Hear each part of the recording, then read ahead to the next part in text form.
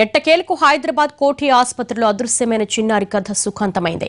ఆ శిశువు ఆచూకీ లభ్యమైంది. బీదర్ ప్రభుత్వ ఆసుపత్రిలో చిన్నారిని గుర్తించారు పోలీసులు. మీడియాలో వరుస కథనాలు రావడం, అటు పోలీసులు రంగంలోకి దిగడంతో ఆందోళన చెందిన మహిళా కిడ్నాపర్ ఆ చిన్నారిని బీదర్ ఆసుపత్రిలో వదిలి వెళ్లింది.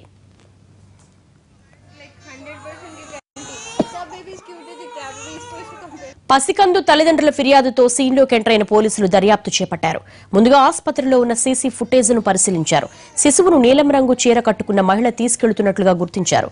ఆ తర్వాత బస్టాపులన్నింటినీ అలర్ట్ చేశారు. అయితే ఎంజీబీఎస్ బస్టాండ్లో మహిళ బీదర్కు వెళుతున్నట్లుగా ఐడెంటిఫై చేశారు. వెంటనే బీదర్ పోలీసులను అప్రమత్తం చేశారు. చివరకు బీదర్ ఆసుపత్రిలో చిన్నారిని గుర్తించారు.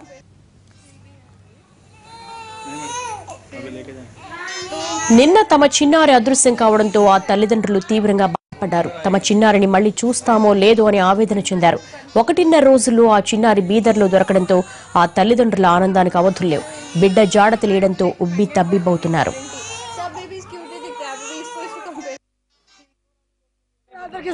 దొరికింది నాకు.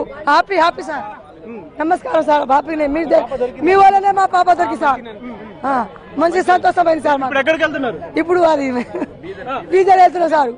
ఏమని చెప్పారు సార్ దొరికిందని చెప్తున్నారు సార్. ఎత్తుకొస్తున్నాం, తోలుకొస్తున్నాం సార్. తోలుకొస్తున్నాం సార్. బీదర్ వెళ్తున్నాం.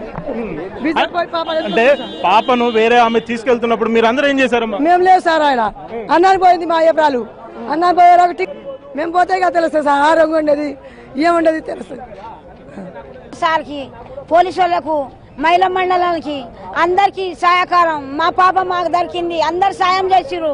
అందరు మా హ్యాపీగా తీసుకోపోవాలి, హ్యాపీగా పంపించాలి మాకు. సార్ సార్ అంతే సార్, ఇంకా అంతే హ్యాపీగా పంపాలి. తిరిగిన్ను ఇక నాకే తెలుసు సార్. ఇక పాప అయితే క్షేమంగా వస్తుంది. మీ కాలపు నేను చాలు.